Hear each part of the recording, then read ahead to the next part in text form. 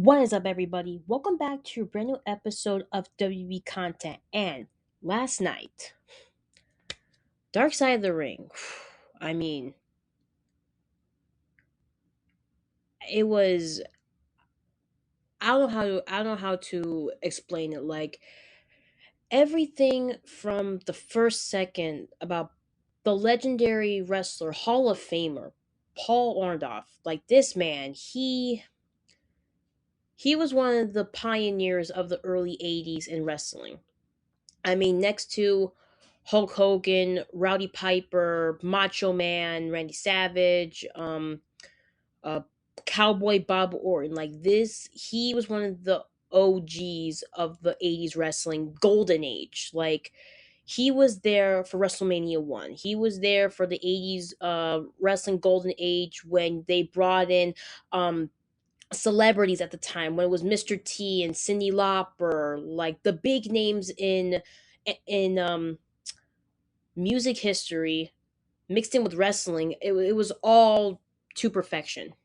And for Paul Orndorff, he was one of the true legends. In my book, he's a true legend to me because watching that whole episode, I it was just so interesting and it captivated everything about him wanting to. Okay, first off, like every wrestler I've seen from Dark Side of the Ring, or every wrestler they talk about in interviews and talk about their livelihood and why they're in the wrestling business. Paul Orndorff, his story, I mean, like any wrestler I've seen and heard their story, they have a rough childhood. But Paul, whew, his childhood was crazier than Brian Pillman's. And on top of that, like what he did to get to the wrestling business. First, he was a football star. He was the top guy on the team. He had a full scholarship, full ride at the university. He was one of the best football players. But then he slowly got out of football and went to wrestling.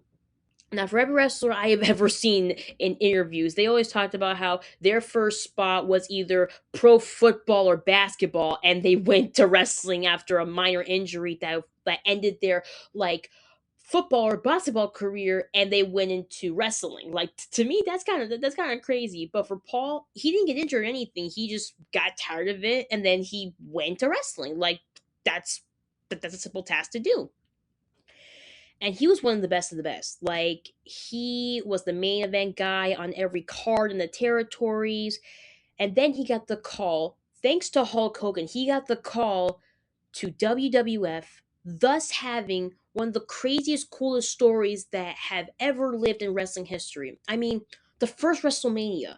He was part of that. He was part of the first WrestleMania with Rowdy Piper, Mr. T, and Hulk Hogan. The main event of WrestleMania, I might add. The first WrestleMania, he was part of it, and he was the main event. Like, that's big. In a wrestling career like that, the first WrestleMania in your career, and you're the main event of that, like that's like the biggest thing ever, next to a pro quarterback in his first Super Bowl year, or a baseball team who's been the underdogs the whole season, and now they came back for the playoffs and they beat the other team in the World Series. Like that's gold right there. That's gold. And all the interviews that I saw, from his son to his wrestling friends to his friend to his coach, all of that, he went through so much crap to get to where he was in the wrestling business. It's crazy, but it's so interesting and so wonderful to see. But like every wrestler, I'm sorry, not every, but some wrestlers, they have a downfall. For Paul, a messed up arm.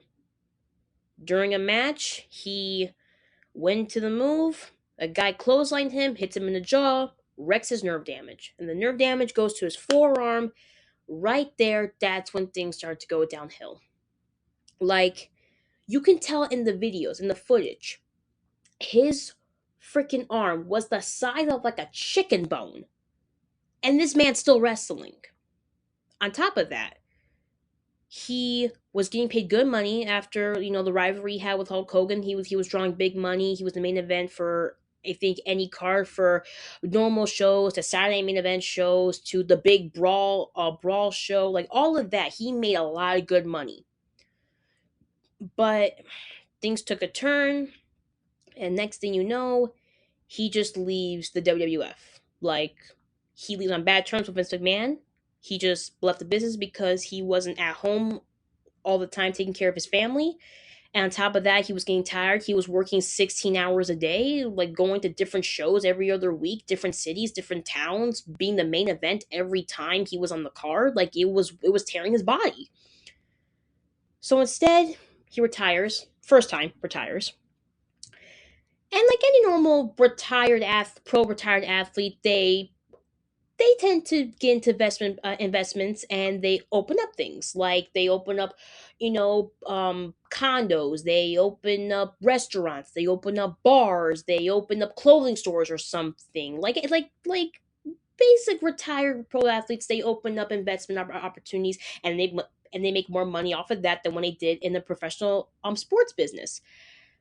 For Paul Orndorff, he opens up a bowling alley, and they were making good money. Everything was going good until one of his investment people cheated him out, scammed him, part of a Ponzi scheme, and they were out of money.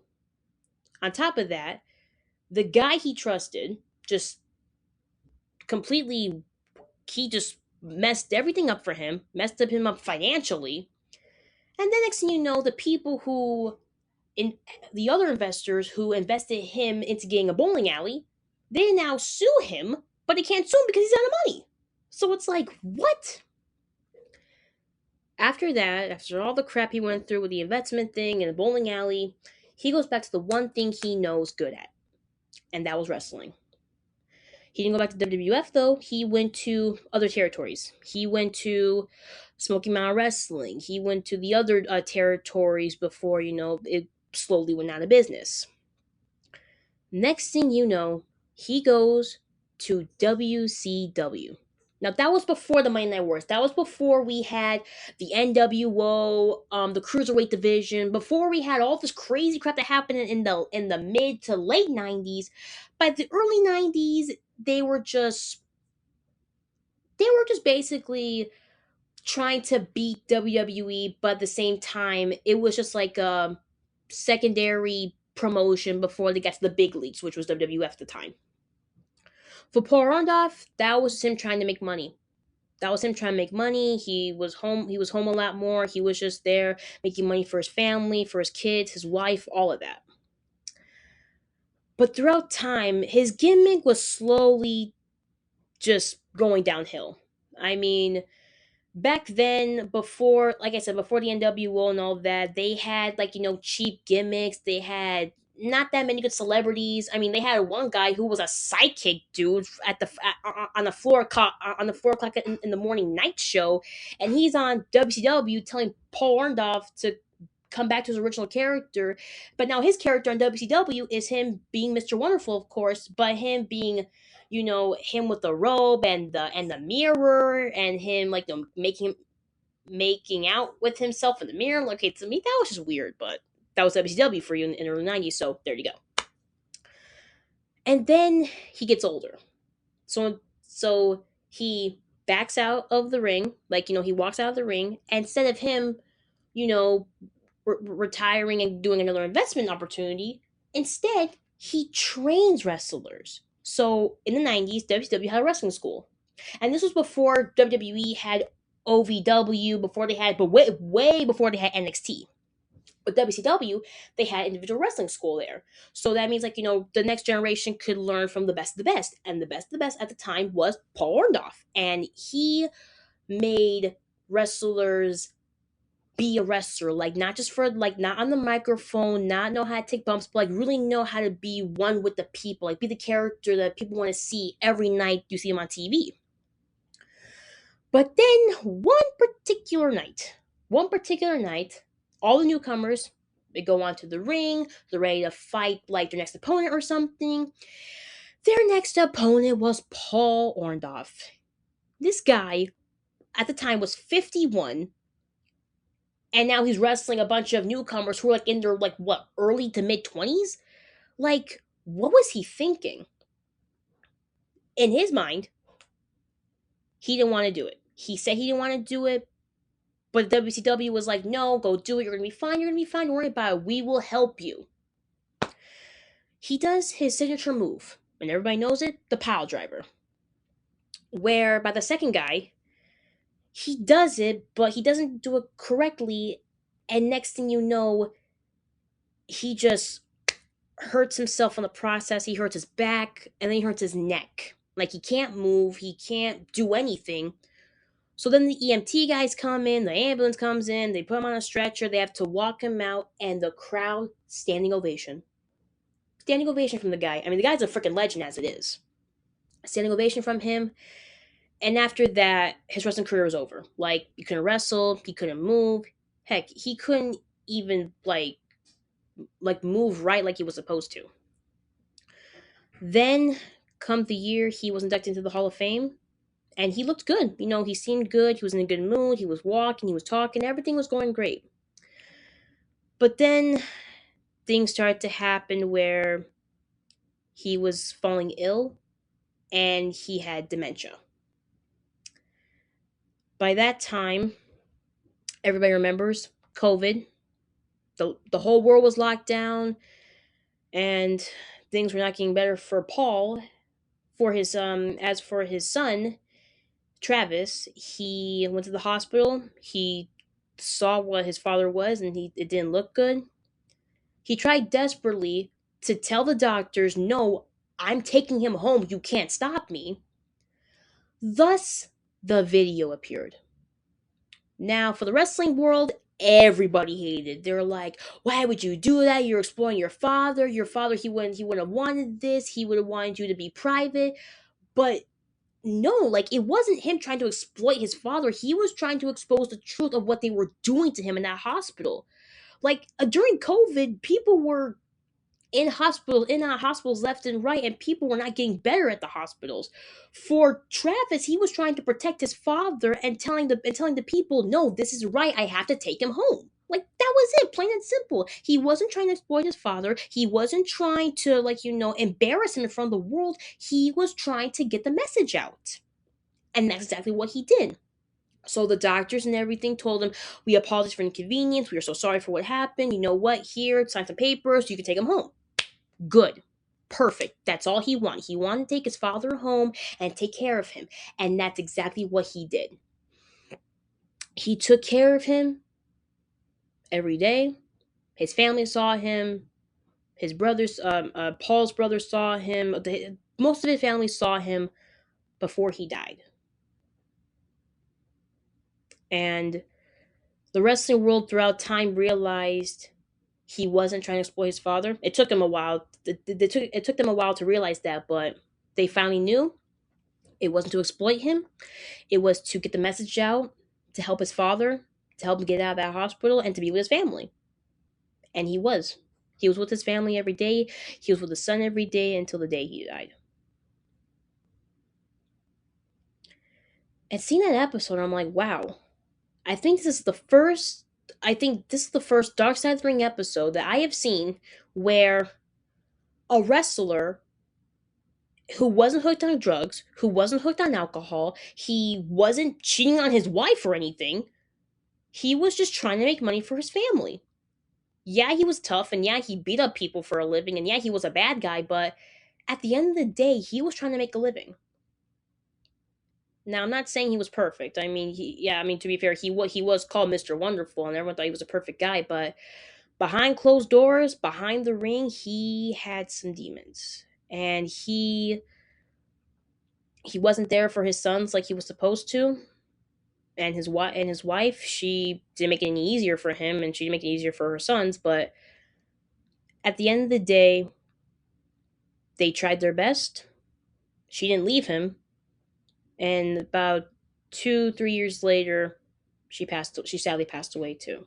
And they were married for 53 years. So through all the bullshit and all the craziness, they never left each other. He didn't leave her. He didn't cheat on her. She didn't leave him. She didn't cheat on him. They were just in a bad state at the time. But it's sad to say that Paul Orndorff died of dementia and what he went through in the wrestling business. But to me, I see it more as like a legacy. Like, people remember him as Mr. Wonderful in the early 80s. People remember him wrestling Hulk Hogan at WrestleMania, the first WrestleMania. People who trained with him, they said, "I'm here because of Paul Orndorff, and I wouldn't be here if it wasn't for him." Throughout all the mess, throughout all the craziness, he made an impact on wrestling. I mean, sure, yeah, you can say, Hulk Hogan made an impact on the 80s, or Macho Man, or Rowdy Piper, or Bob Orton, or what other wrestler? Oh, the Fabulous Moolah. You can say any wrestler from the 80s made an impact. But Paul Orndorff, he was one of the OGs at that time. And seeing that episode, it was really captivating, and you learn new stuff and you learn new things every day about a wrestler. So to me, last night, that was very, very, very good information to know about Paul Orndorff and his career. Um, Paul Orndorff, rest in peace, and your wrestling career was pretty badass. Not gonna lie, it was pretty badass. Next week, new episode where we will learn about a female wrestler called Missy Hayat. I don't know if she's a wrestler from maybe the 90s during the Attitude Era or whatever, but we saw the preview, and let's just say there's gonna be a lot of crazy stories about her and her career. So that's all I have for today. Hope you guys have a great rest of your week, and I'll talk to you guys soon.